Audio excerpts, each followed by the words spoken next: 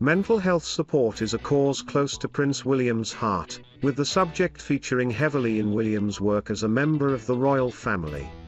To encourage people to walk for their mental health, Prince William has launched a new audio walking tour with Apple Music. Prince William's audio tour will see him share personal stories and music as part of the Time to Walk series from Apple. William has addressed the importance of keeping mentally fit in the audio, and has also spoken about an experience which led him to prioritize his mental well-being. William recorded the audio while walking around his grandmother's Norfolk estate, with his route starting at the Queen's beloved residence of Sandringham House. The route continued past St. Mary Magdalene Church, which the royal family traditionally visit for the Christmas Day service. Then the Prince's walk concluded at his Norfolk home of Anmer Hall, which he shares with his wife Kate, Duchess of Cambridge, and their 3 children.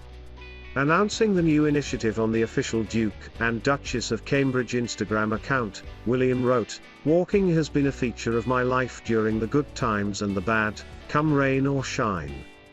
For me, it provides an opportunity to clear my mind and gain some perspective.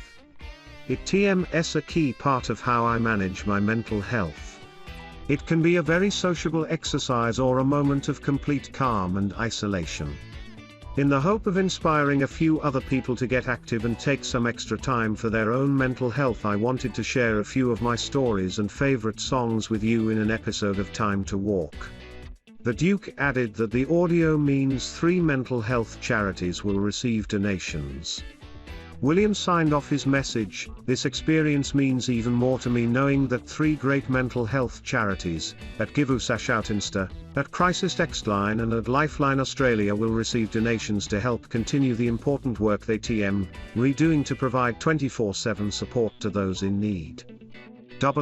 Shout is a text helpline service championed by the Duke and Duchess of Cambridge's Royal Foundation. Additionally, Crisis Text Line and the Australian charity Lifeline will also benefit from a 5-figure donation from Apple each. Before recording his own audio for the series, William had previously listened to Time to Walk and was said to be impressed by the initiative's aims. Jay Blahnik, Apple's Vice President of Fitness Technologies, said when Time to Walk was launched in January, walking is the most popular physical activity in the world, and one of the healthiest things we can do for our bodies. A walk can often be more than just exercise. It can help clear the mind, solve a problem, or welcome a new perspective. Audio listeners will be able to hear Prince William's new audio tour on Monday, December 6th. Apple will stream 3 audio airings of the Time to Walk episode featuring Prince William on Apple Music One, Apple Music's global radio station, on Monday free of charge. The Time to Walk series features on the Apple Watch and is accessed by Fitness Plus subscribers. Royal family are joined by an entourage of staff members both in and out of their royal residences, with everything from personal assistants to nannies in for the count. With 3 young children and a host of royal duties to fulfill, it's no wonder the Duke and Duchess of Cambridge have a full-time nanny to care for the royal heirs. But how will Prince George, Princess Charlotte and Prince Louis' nanny spend Christmas Day? Maria Theresa Marion Borrello is just one of many royal nannies tasked with looking after the children of Kate, Duchess of Cambridge and Prince William. As a full-time nanny to 3 of the future King's children, Maria has her hands full working day in, day out for the Cambridge TMS. The nanny was recruited by the royal couple when Prince George was just 8 months old. Having attended the well-known nanny school, Norland College, the Spanish-born nanny has found success in her role as royal staff. She has even been branded most successful alumni trademark by fellow associates of Norland College, which can be found in Bath. As a full-time nanny to the Cambridge TMS, Maria is expected to be spending Christmas Day with the royal family. While it has not been publicly confirmed, Maria TMS attendance at the royal family TMS most important events suggests she will be on hand over the festive period. The royal family are expected to flock to one of the Queen TM's many estates, Sandringham House, to spend the Christmas holidays in the quiet Norfolk village. As the royal family prepare to spend their first Christmas without Prince Philip, it may be that there are more royal staff on hand than ever to commemorate the sad event. Maria TM's first public appearance with the Cambridge TMS was back in 2014 when she was first hired by the family. Ms. Borrello joined the Duke and Duchess of Cambridge as well as baby George as the family embarked on a tour of Australia and New Zealand. In previous years, the royal nanny has been spotted in the car with the Duke and Duchess of Cambridge, Prince George and Princess Charlotte as they left the Queen TMS Christmas lunch. As a close figure to Prince George, Princess Charlotte, and Prince Louis, Ms. Borrello almost always attends events held for the children. In 2015, Ms. Borrello was seen talking to the Queen and various other members of the royal family at Princess Charlotte TMS christening. As a helping hand and close friend to the Cambridge TMS, she has also been known to assist the young children who were part of Pippa Middleton TMS wedding ceremony to James Matthews.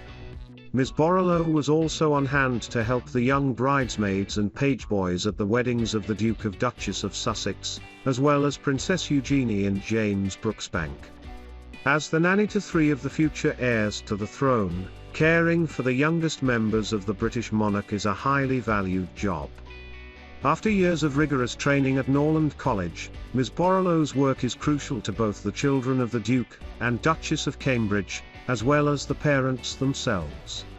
Former royal nannies have been able to offer their views as well as make suggestions on parenting and proper care for the youngest members of the royal family. Royal nannies are highly respected and the role is one of high prestige, which makes it unsurprising to think of Ms. Borrello spending Christmas in the company of the royal family. Duchess of Sussex apologised at a hearing last month for misleading the court about whether information had been given to the authors of Finding Freedom. The Court of Appeal heard how Meghan had asked her then Communications Secretary Jason Knauf to share details with Omid Scobie and Caroline Durand despite having earlier insisted she did not contribute. The publisher of the Mail on Sunday Today lost its appeal against a ruling in favour of the Duchess over the publication of a personal letter to her estranged father Thomas Markle.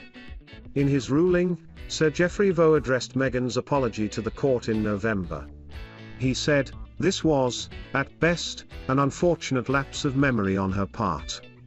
Meghan sued Associated Newspapers Limited, ANL, also the publisher of Mail Online, over 5 articles that reproduced parts of a personal and private letter to Mr. Markle in August 2018.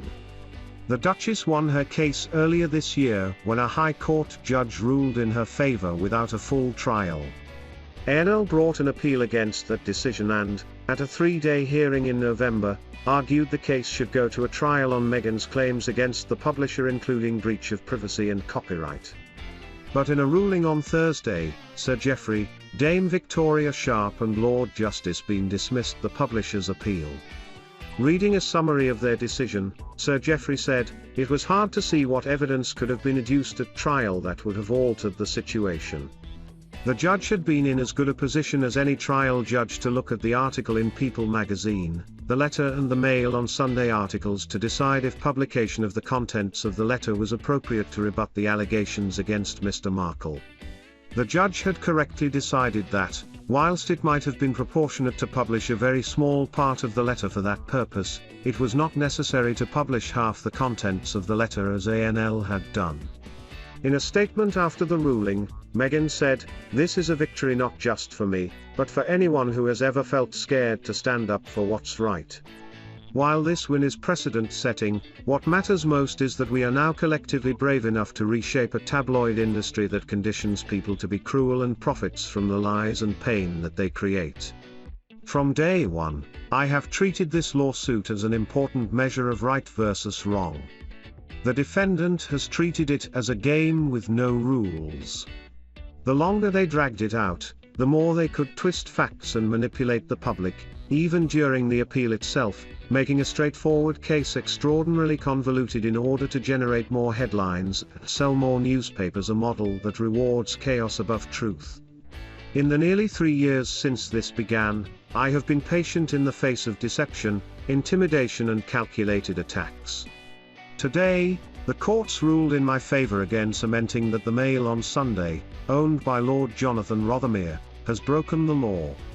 In a witness statement, Mr. Knauff said the book was discussed on a routine basis, which was discussed directly with the Duchess multiple times in person and over email. Mr. Knauff also discussed planning a meeting with the authors to provide background information and said Meghan had given him several briefing points to share with them. In her witness statement, the Duchess apologised for misleading the court about whether Mr. Knauff provided information to Mr. Scobie or Ms. Durand. She said, "I accept that Mr. Knauff did provide some information to the authors for the book and that he did so with my knowledge, for a meeting that he planned for with the authors in his capacity as communications secretary. The extent of the information he shared is unknown to me. When I approved the passage, I did not have the benefit of seeing these emails and I apologize to the court for the fact that I had not remembered these exchanges at the time. I had absolutely no wish or intention to mislead the defendant or the court.